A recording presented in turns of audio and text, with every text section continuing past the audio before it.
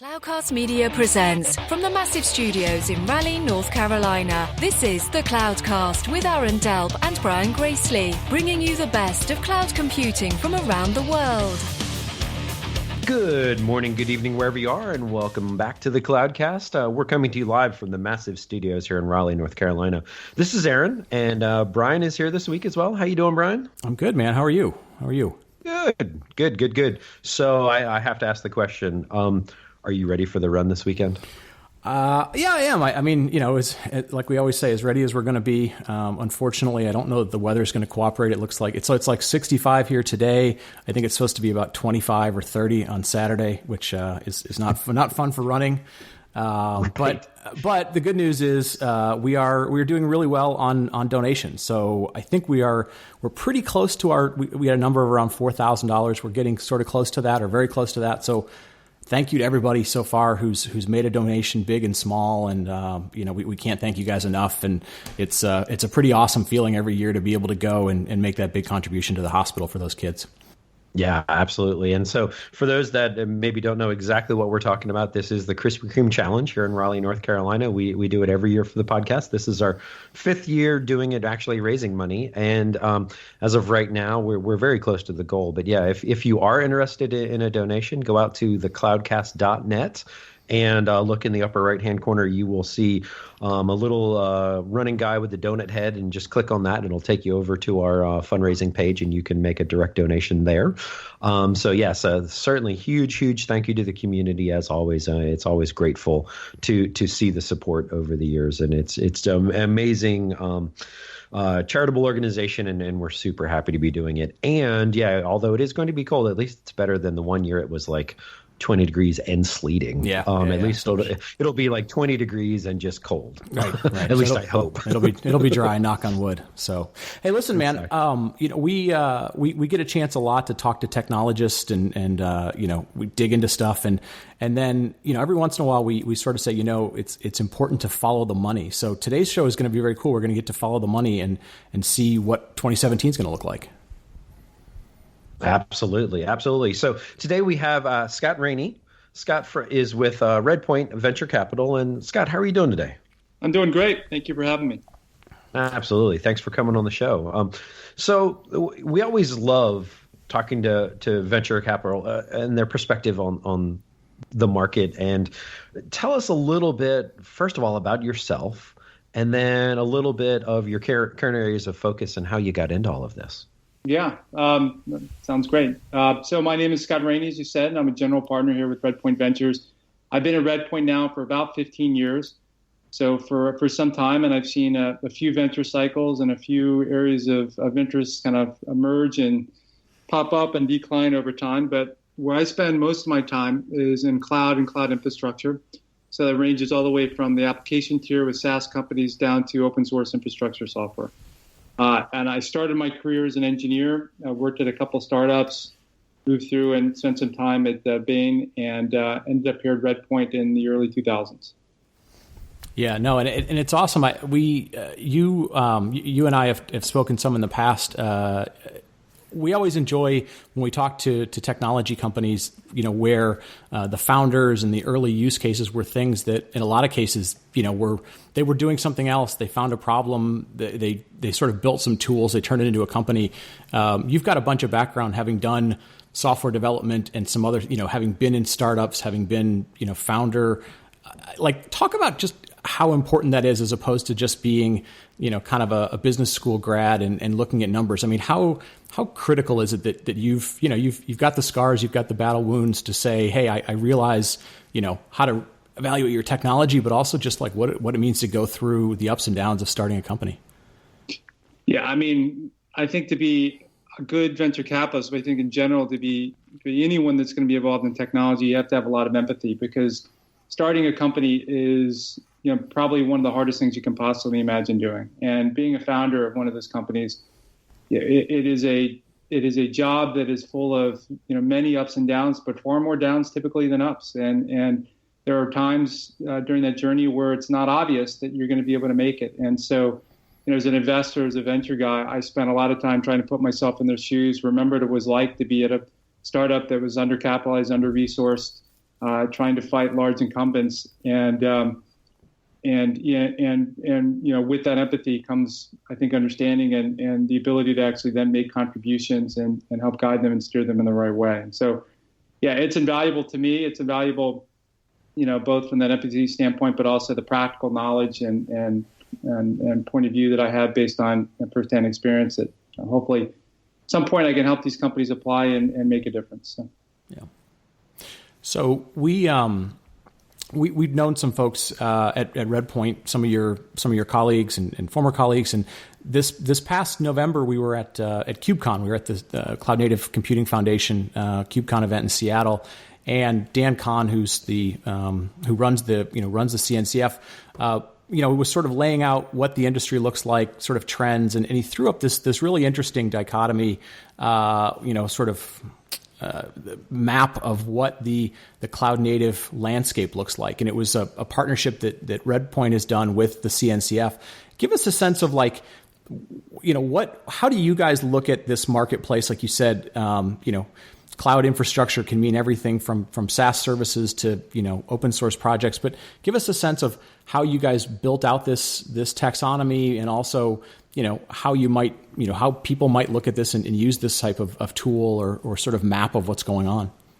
Sure. Well, this started with a former colleague of mine, Lenny Pruce, who's now with Amplify Partners, who he and I were looking at lots of companies that were trying to build the infrastructure required to build cloud native applications. And, very, very quickly, lots of companies and lots of open source projects were emerging, and we were finding it difficult sometimes to really understand how all these things were playing together. And so we decided to take a step back and think about a taxonomy that would make sense, and started to bucket all these companies and open source projects we were seeing into this taxonomy and the hope of actually being able to make some sense of it. And it started to make a lot of sense to us. And we reached out to Alexis, who's on the talk of the CNCF, who the taxonomy resonated with, and connected us with Dan. And that was the beginning of that relationship. And excited to say that we've got a lot of really cool things that are in the works for that taxonomy that are coming up, and we'll be talking more about that over the next month or two. But what we hope this taxonomy does is provides people with, that 10,000-foot view of the space, and to see where all the innovation, all the activity is happening. It's certainly, I think, for a practitioner, it can be useful in terms of just understanding the technologies that are out there. For an entrepreneur, it can be useful just in terms of making sure you have a full view of what the competitive landscape looks like, or at the very least, a sense for the kinds of projects and companies that you should be working with to help deliver your vision. So, it'll be an ongoing piece of work. That's the one thing that I think that we can all take away from this space. It's moving and changing very, very quickly, and there's lots of activity. And so this is going to be a living, breathing project that we hope will shed some light onto all the developments that are underway here. Yeah, and Scott, we'll put a link to it in the show notes. It's actually really, really fascinating. I love it. One of the things I would say, though, as well, is many of the things on that landscape, they're either open source projects or companies that are commercializing some aspects of open source projects. And we've heard various theories, and we've talked a lot about it on this show in the past, of what exactly those business models look like and what's successful and what isn't. And so I'm very curious, how do you advise companies specifically in this space? Yeah, how to build big open source companies. Is that profitable? Right. $1 billion evaluated, right? Yeah, and I talked to you guys about this before, but I open source has been venture capital's best friend and worst enemy all at the same time. It's our best friend in the sense that without open source, the cost of building companies would be prohibitively high, and would make it very difficult for innovation to happen at the rate that it's happening. On the other hand, kind of that pace of innovation is happening so fast that open source projects continue to disrupt other open source projects, and it's hard to keep up with everything. And so, yeah, it is absolutely a challenge for us as we look at this landscape to figure out, which of these open source projects and the companies associated with them have a chance to be big. A few observations. I would say that, traditional service and support models and open core models, I think, have been proven to be, at this point in time, very, very difficult to build. And so we are discouraging entrepreneurs as much as possible and these are universal kind of blanket statements, but we all know that there are exceptions to every rule. But generally those models are very difficult. So what we're seeing more of are really two models that have emerged. One are folks that are viewing the enterprise products they build on top of the open source projects that they're working on as applications. And by that meaning they deliver end-to-end solutions. They make it very easy for people to embrace this technology, but also to manage it on an ongoing basis. And they're pushing up the stack. They're innovating higher and higher up the stack and getting closer and closer to end users. So that is certainly one big takeaway and observation for us in terms of the companies that have had the most success. And the other model that's really emerging, lots of these companies are thinking about maybe we should be operating and running this open source as a service. So we will take this open source and manage it and run it better than individual companies can. And this makes the most sense in projects that are honestly complicated, difficult to get up and running, difficult to manage, difficult to scale. And so, this model is a fairly new one. I'd say it's emerged over the last couple of years, but there's a handful of companies that are showing a lot of promise here. We have one in a company called Platform 9, but there are other companies like Databricks, what they're doing with Spark, and a few others that are out there doing some compelling things in terms of offering open source as a service. So I think the one takeaway would be this space will continue to evolve. The models that make sense to try to build businesses, I think, will continue to be fine-tuned. There is no one right answer, but I think the one thing we know is there will be constant change and disruption in this market. Yeah. So let's talk about change a little bit, just kind of in general. Things move fast. I think they probably, between open source and what goes on in public cloud, things are probably moving faster than they had before. In the context of building a business, how do you, how have things shifted for you, just even over the last 3 or 4 years in terms of trying to help guide companies to understand, how to deal with that first ramp up where you go from, 100 users to, 100,000 users, when to make investments around sales and marketing, when to be thinking about, valuation rounds and all that. How have things changed now that the environment around them is going so much faster, and where you guys get involved from a venture perspective?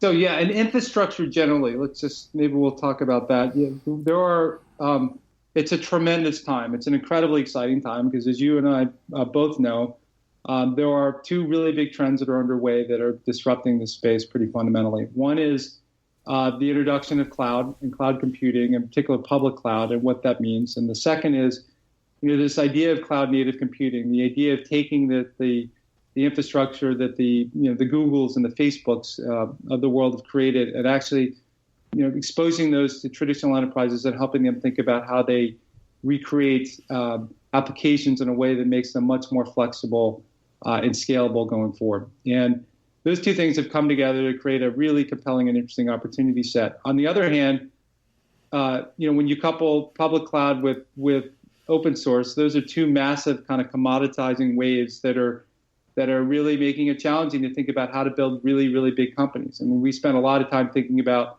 how do we build the next VMware, and something of that scale and size. And honestly, it's challenging in a vacuum to wrap your head around how that happens. But in terms of the kinds of things that we look for, I think one of the things that's happening now is that a handful of people have the opportunity to create really interesting and compelling open source projects. And so what we are doing is, as venture capitalists, is looking for those projects that have meaningful traction. And the definition of meaningful traction has changed. I mean, we are looking for projects now that are reaching, really impressive scale, because I think that's more possible now than ever without having raised significant dollars. And we are, when we see that, we recognize that these guys or women are on the forefront of kind of pushing the envelope in terms of whatever area that they're in. And at that point in time, that's when we like to work with those companies, those projects, to help turn them into products. And we spend a lot of time thinking about what's the best way to package this, and how do we think about what I had talked about earlier in this conversation around, ultimately what you want to sell. and pushing them to think about things in terms of applications and maybe services. And once you've done that kind of productization, taking that out to market and getting some early customer feedback, and really then trying to demonstrate some form of product market fit. Try to get a few buyers that will look at this and say, this makes sense. And once you get that early traction, that's the point at which time we work with the companies to actually invest and go to market, to make investments in building out sales and marketing teams. Because without a doubt, the most expensive part of building any one of these companies is going to be the investment you make in sales and marketing. And so, we like to have some demonstration of product market fit before, these companies start to make big investments there. Quite often because, frankly, it takes a little bit of time to get the sales and marketing engine right. There, often you make a bad hire or two, or you need to think about positioning, or you pursued the wrong types of buyers, or whatever the case might be. And those are expensive experiments. And so we want to remove as many unknowns as possible before you make those big investments. And then, the kind of, you asked about the financing trajectory, that's kind of an independent phenomenon. It really, there are no hard and fast rules as to when it makes sense for companies to raise money and when it makes sense for, how to think about valuations. But, generally Series A is when you're starting to work on that product market fit. Series B is when you've got some initial demonstration of product market fit and are ready to invest in sales and marketing. And Series C and beyond is when you're pouring the gas on the fire to grow this and to make it as big as you possibly can. Yeah. And Scott, so you mentioned there a couple different things. So of course, product market fit. And then you also mentioned commoditization through either open source or public cloud. And so let's take one of your portfolio companies, Twilio, as an example. Mm-hmm. They were highlighted at AWS reInvent. And Brian and I have had kind of a running joke for a couple years now of AWS often has this idea of you get a really, really big partner in their ecosystem, and then they create a service that overlaps. And, it initially runs on that platform, but they eventually may commoditize or potentially take out some of that product over time. And so how does someone like Twilio, for instance, worry about that combination of product market fit versus the commoditization that tends to happen, especially in something as competitive as an AWS space? Yeah. So let's set aside Twilio for a second. Let's talk more generally about this, because it's clearly something we spend a lot of time thinking about. Anytime we're talking to a company that is offering some kind of service via the cloud, the immediate thing that we think about as well, isn't Amazon going to do this, right? And one observation. So first of all, there's no company that I admire more than Amazon. I mean, I think what they've done with AWS is pretty extraordinary. And I've been going to reInvent since the first one, and I was just struck by just how much momentum and how much progress they've made in terms of both product and commercial adoption. And I remember going 2 years ago, leaving, thinking I could not be more excited about what the public cloud means for IT and the IT landscape going forward. I remember leaving this year, though, thinking, oh, my God, Amazon is a juggernaut, and they're going to run over everybody and everything. And, what do we do, right? And I think that's a testament to everything that Amazon's done.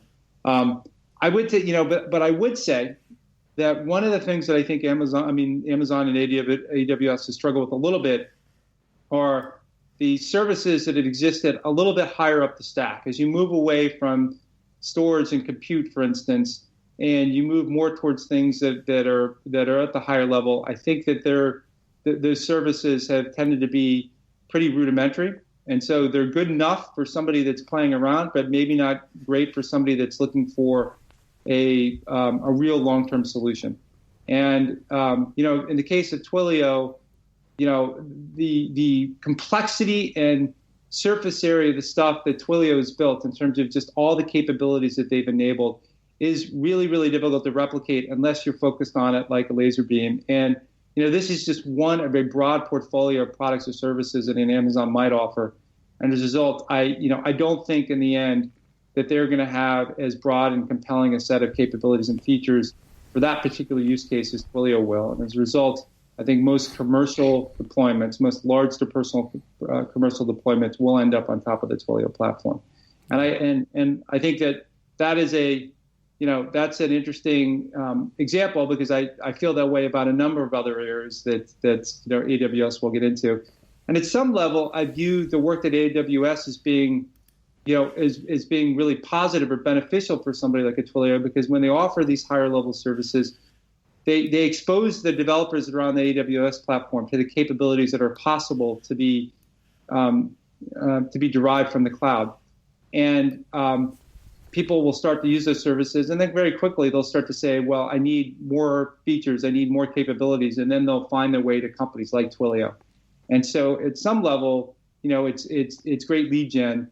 And as a result, a Twilio and an Amazon, they're very, very good friends, and because of that symbiotic relationship there. And Amazon wants people to build as much as they possibly can on top of their compute and storage stratas. And when there are companies like Twilio they can partner with, they can enable rich communications functionality, that'll just drive more workloads on the AWS. So. Yeah, and I think we talked about product market fit and some of those. I think the other thing that you highlight, and another one of your portfolio companies is HashiCorp. We've had Mitchell on a couple of times. Is the companies that, and it's a small group that do it well, but that also focus on just a tremendous sort of user experience. That people talk about those companies in such glowing ways that.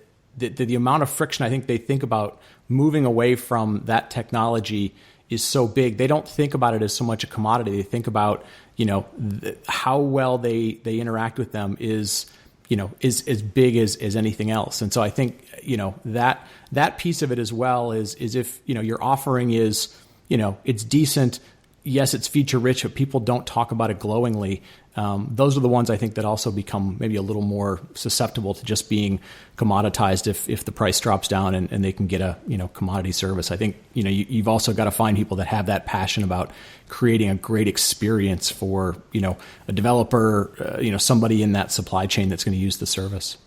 So I've had a lot of success as an investor, but a lot of fortune of working with companies like Heroku and Twilio and Stripe and HashiCorp, all companies which have created products that developers just love. And there's an ethos within every one of those companies, which is we're all about winning the hearts and minds of developers and building products that will delight them.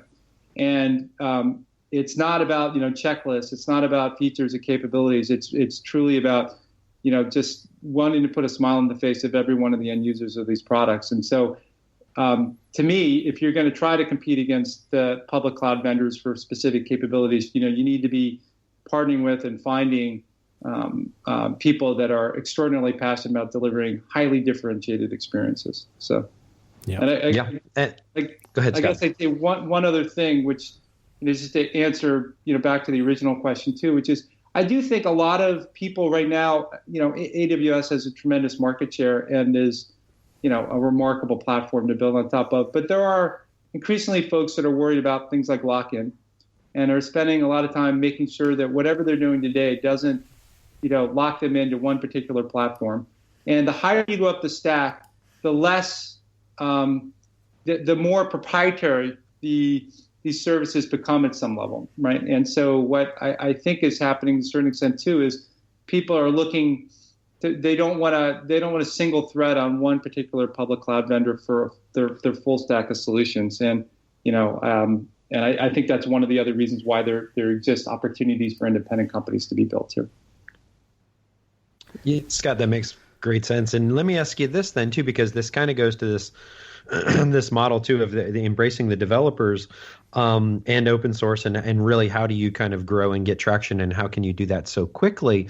But we've also had many folks on the show in the past, and we've talked about this concept of developers really help startups grow into that critical mass very quickly and go much faster than they've ever been able to before. But at the same time, then how do you really advise them of, okay, once you get developer hearts and minds, how do you reach up into the business and kind of get folks, quite honestly, with pocketbooks at times, and checkbooks to start writing checks? Because sometimes what we found in the past, in our experience, is the developers get the mind share, but they don't always necessarily have the budgets to follow through on it. And so when you're advising companies, what do you tell them when it comes to that aspect of the relationship? So the way that I look at it is that we're selling through developers, not to developers, and many of these projects that we've talked about. And then, ultimately, what you have to be doing is solving a business problem. It's not just about developer productivity or even some of the aspects around developer collaboration and things like that. There needs to be a business problem you solve that at some point some executive views as strategic. And if you look at what, for instance, a HashiCorp is doing today and developing a lot of love within the developer ecosystem, but ultimately is solving some really core problems that are going to be pervasive for anyone or any enterprise that's thinking about how they think about deploying applications to the cloud more generally, how you deploy and run and secure those applications. Those are core strategic problems that the folks that are at the application architecture group and others are going to be looking at and saying, we need to have those problems solved. And as a result, and those folks tend to have the budget. And so it's really important to frame everything you're doing in terms of kind of eventually rolling it up and solving a business problem, which could be, in the case of some of these companies, making these businesses more agile. And then capable of moving more quickly, which is obviously just something that just about every enterprise wants to be able to do today. And it's a subtle mind shift in terms of like kind of the historical developer tools market, which has traditionally been one that is difficult to build big businesses in. Although I think that's changed because the number of developers has gotten so much larger, and so you've got companies like Atlassian and GitHub and others that are building very significant businesses solving problems specifically for developers. But for us, if you can abstract it up and think about how you build products that ultimately help companies solve business problems and make them more nimble, there will be budget. Yeah. Let me ask you one last question, Scott, because I know you've got a lot going on. Over the last couple of weeks, we've got a new administration here in the United States, and kind of regardless of people's political perspective, how much does a big change like that? How much do you sit down with your portfolio companies and try and forecast what might come, or how much does the political landscape play into how you advise these guys, or timelines, or things like that? Yeah, let's set aside the politics. Sure, absolutely. Yep. But I think just generally, there are so many unknowns in terms of building, what it takes to build these companies, that I think what we tend to do is just focus on ultimately the mission for the company and making sure the company's doing what's right for them at that stage in their development. And we don't spend a lot of time trying to predict the future and, what might happen with the macro environment, the economy, or the regulatory environment, or any of those types of things. What we do is we just try to help the companies master the things that are within their control and make smart decisions, and obviously make decisions that understand that circumstances, the macro environment can change. And so don't put yourself in a position where if the macro environment changes, you will, threaten the solvency or the legitimacy of the business. Give yourself the ability to kind of have some wiggle room just in case things do evolve. And we're probably more sensitive to that in times when there's a lot of upheaval and unrest, and try to make sure companies provide themselves the ability to have the room to maneuver should things change. But I think by and large, I got to say, again, setting aside politics, I'm really at this point in time pretty bullish about the opportunity set and the opportunities that are available to the companies that we're investing in, and the companies at large in the space. I think it's just we're on the front end. We still are on the front end of these kind of inexorable changes and trends that are going to afford lots of opportunity. And so, for anyone that's thinking about starting a company out there and concerned about what a Trump presidency might mean for the ability for a startup to get off the ground and to run, or whatever the case might be, I would just encourage you to say, if you believe in what you're doing and in the technology you're developing, then by all means, get going, start this company and get moving forward, because there are really amazing opportunities out there for you right now. Yeah, absolutely.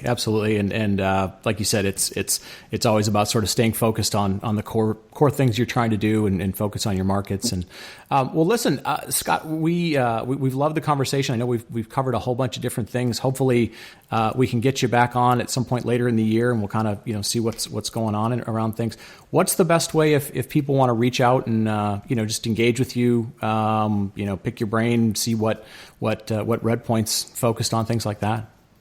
Yeah, there's a few ways. One is you can follow me or reach me on Twitter at sraney.com, SRANEY. You can reach me at sraney@redpoint.com if you'd like to email me. And check us out on Memory Leak, our blog that's on Medium on Memory Leak, which talks about all these things related to cloud and cloud native and software development. And then finally, the RedPoint blog at redpoint.com/blog. Very cool. Well, listen, I think we're going to wrap that up. Aaron, you want to take us home? Yeah, absolutely. Scott, thank you very much for your time this week. And on behalf of Brian and myself, thanks for listening this week, and wish us good luck running this weekend. And we'll talk to you next week. Thank you for listening to the Cloudcast. Please visit thecloudcast.net to find more shows, show notes, videos, and everything social media.